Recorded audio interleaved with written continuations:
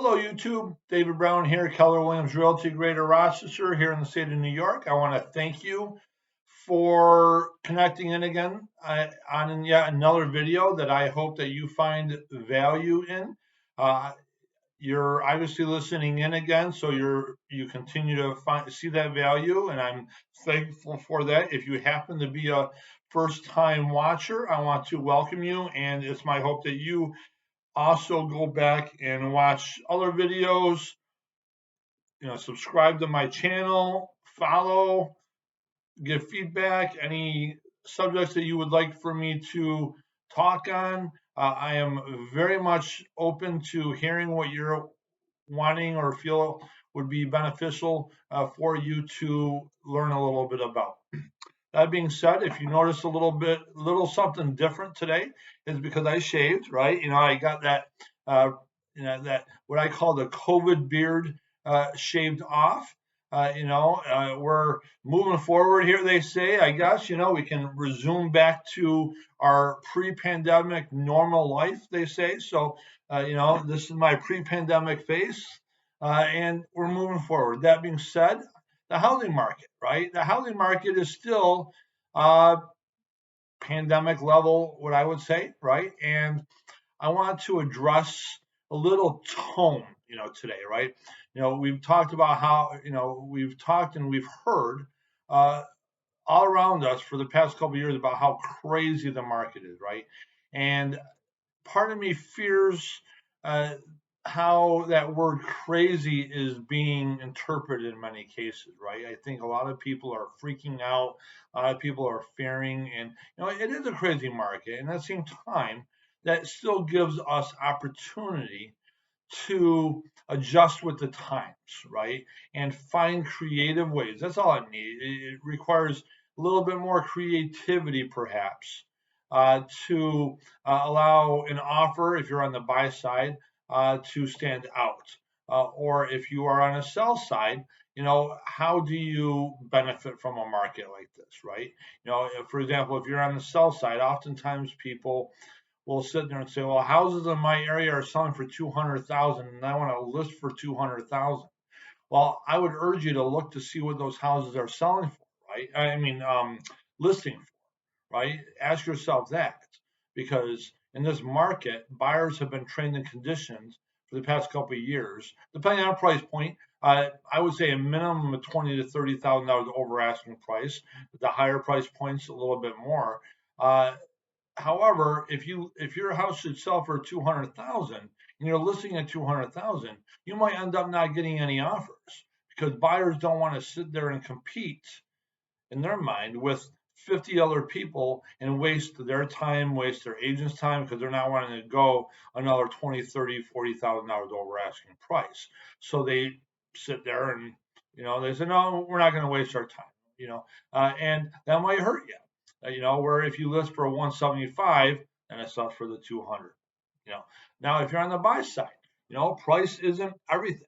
There's strategies around things, and having a little what's the word I'm trying to think of? A little calmness in the demeanor, and surrounding yourself with calmness. It's very important to take a calm approach and come from a place of understanding, right? I'm certainly not going to be fair, I have clients to represent. I'm not going to broadcast all the little things that I have been known to recommend clients to allow my clients' offers to stand out. But there are certainly things to adjust, or to at least take in consideration. So, this is kind of, I'm not going to really be getting into a lot of details on this. I just want you to know that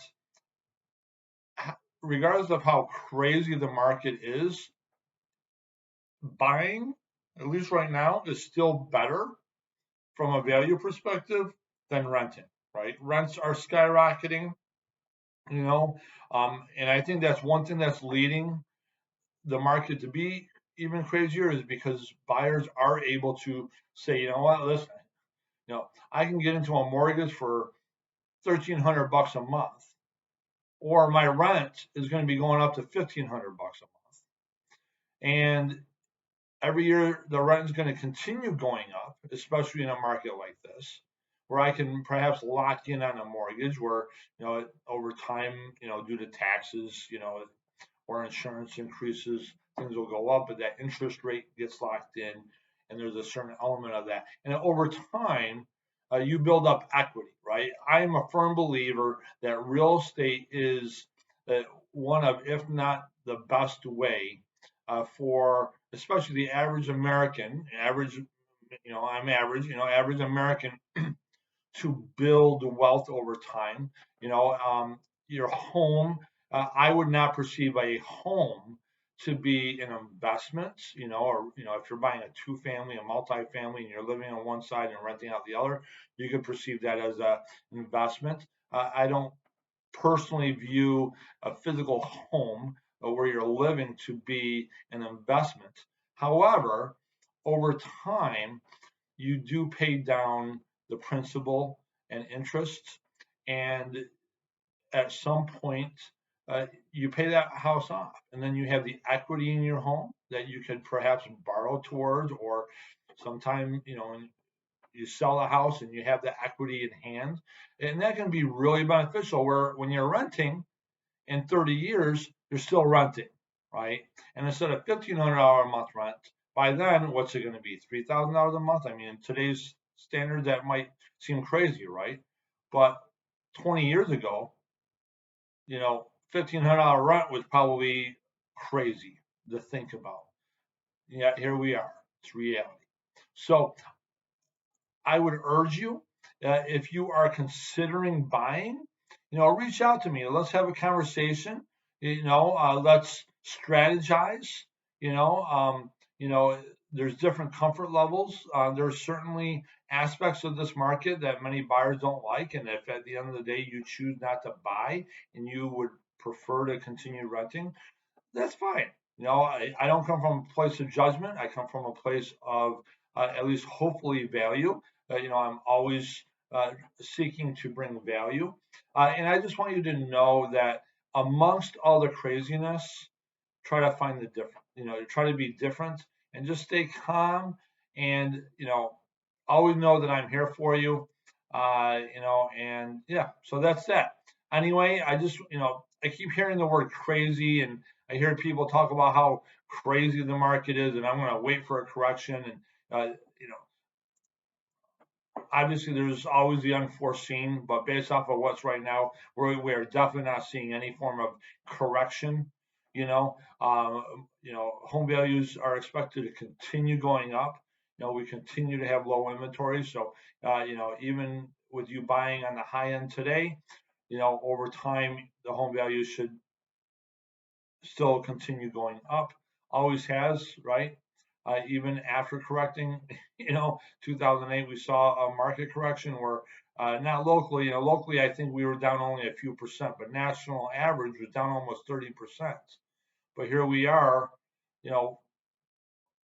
15 years later, and home values are above where they were pre-correction, right? So, over time, owning a home and building equity has always shown to be a good, safe bet, so to speak. Okay. Anyway, thank you for listening in. I hope you found some value around the subject of comfort, not going crazy and being overwhelmed, and understand that there are ways of getting you into a home, and if you're looking to sell, there is strategies that are important. Okay. Anyway, thank you. And until the next video, I want you to make it a great day, great week, and always know that I'm rooting for you. Cheers.